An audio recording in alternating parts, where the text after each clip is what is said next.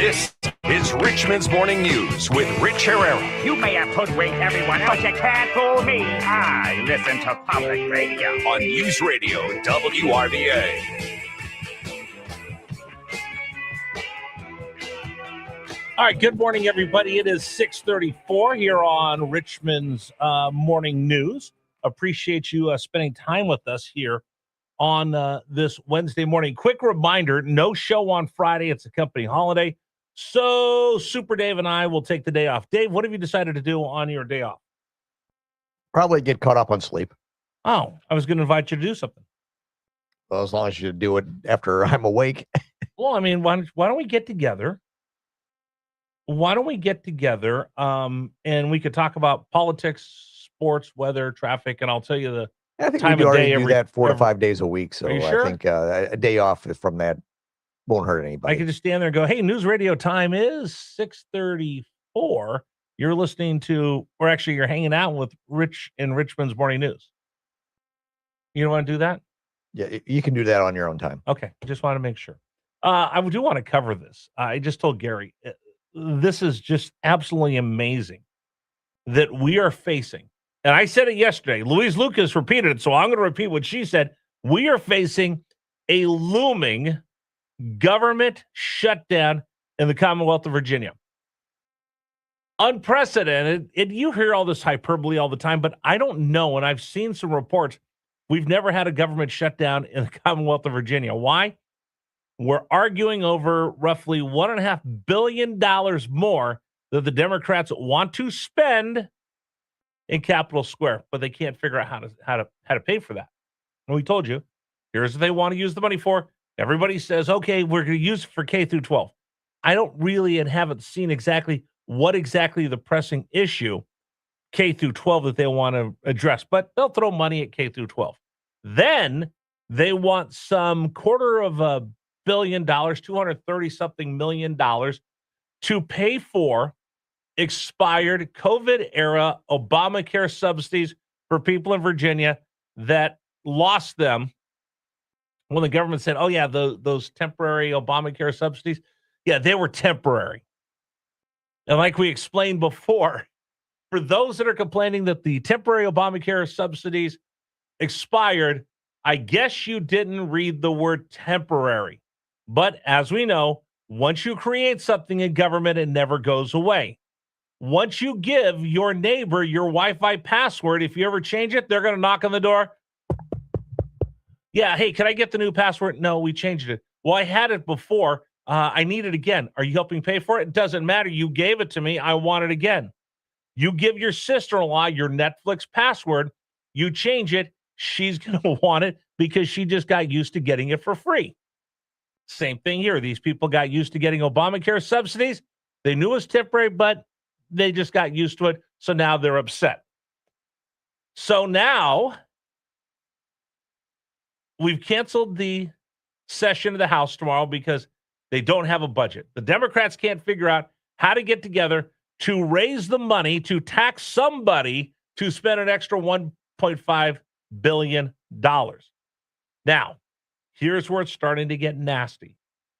Don Scott, Louise Lucas, this is an all-out civil war, and Abigail Spanberger is not being the referee. She's not being the adult in the room. She is not doing anything. She's siding with Don Scott, and she has not done anything to bring the Senate together to the House to get them all together.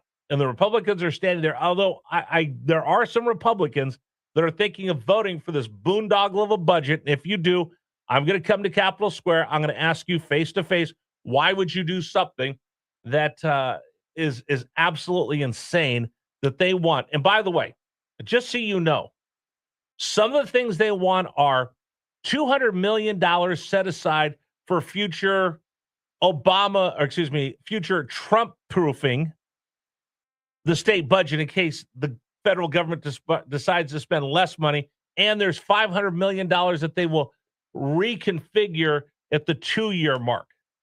This is just a boondoggle, and this is something I want to talk about. I want to hear from you this morning on the James River Air text line, 833-804-1140, 833-804-1140. I told you earlier, I feel like Kyle Reese. I feel like I was sent back from the future to warn Virginia what will happen if you continue down this path, because you will become California, which is a hellscape. You will become California, one-party rule. It took California 2 decades to fall in the disrepair that it is.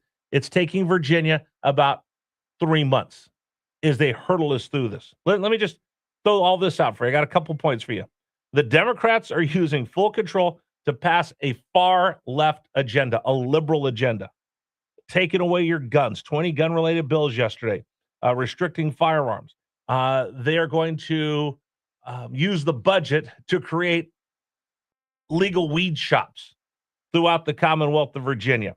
They've created family and medical leave, which everybody says, that's great. Who's going to pay for it? You and I. Remember they said the affordability? Yeah, we're going to pay extra out of our paychecks for that. And guess what? They created a bureaucracy to oversee and fund it. The governor ran, this is the second point I wanted to make this morning. The governor ran as a moderate. I bring people together. I was the most bipartisan member of Congress. Has she been bipartisan since she has gotten in office? Is there one thing that she's done? There's one thing that she's done to rein in the far left wing of her party. Well, she says she does, and then she does something different. She says she does, I'm going to veto the marijuana shops throughout the Commonwealth of Virginia. I'm on record. I vetoed them. See, look what a moderate I am. But then I'm going to work with them through the budget process to open 235 pot shops throughout the Commonwealth of Virginia. If you love the smell of reefer madness, when you go out in public, just wait till they're legal. And oh, by the way, the whole fine of smoking pot in public, $250, they're going to ease off on that and not have that right away. So get ready just to walk through any restaurant, any mall, any business, and the whole thing's going to smell like Cheech and Chong's house. But that's my second point.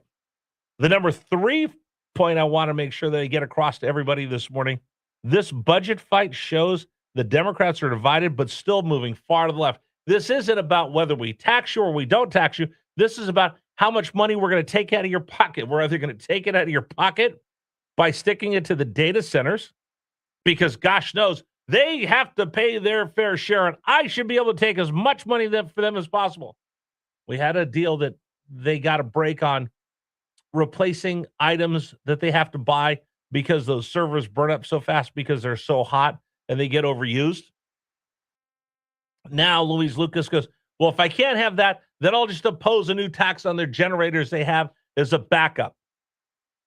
Meanwhile, the governor had the people with the green eye shades and pencils and calculators go through and figured out, oh, wait a minute, I could take money out of this and I can come up magically with money I didn't know we have, so I could spend $1.5 billion.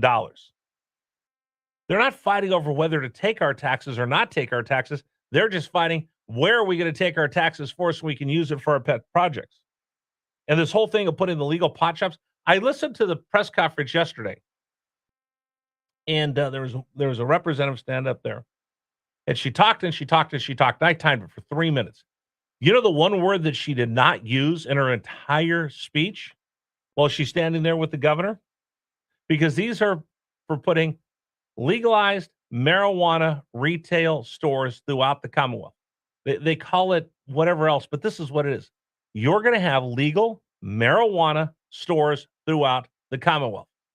You want to know why I point that out? Because as I watched her speech for 3.5 minutes yesterday, guess what word she didn't use? Marijuana. She used the word hemp once, but she never used the word marijuana once. And I got to make sure I'm going to double check to see the governor's remarks and all the rest. But the one word they didn't use when they're talking about having legal marijuana shops throughout the Commonwealth is the word marijuana. What's that tell you? We're just going so far crazy to the left. I mean, affordability. Remember the governor ran, I'm going to run on affordability. Reggie, 6% raise on my Dominion energy bills.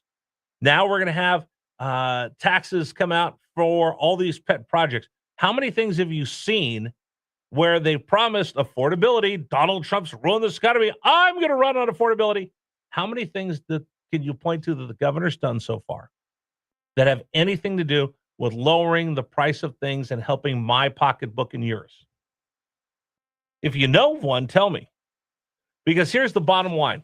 The governor that ran on bringing us together, being the most partisan, 1 minute, Pearson. the most partisan, nonpartisan politician in Washington, now has an issue. She's led from the side. She said one thing, done another. She's tried to keep her reputation clear for whatever reason. Maybe she has aspirations for higher office. But here's the deal. She's not led from in front. She's not given a vision. She's not done anything but just tried to play politics. And now it's biting her because her left wing of her party is now attacking her viciously. It's a UFC fight. And on the right, they're looking at her like, yeah, we knew you were sheep in wolves' clothing.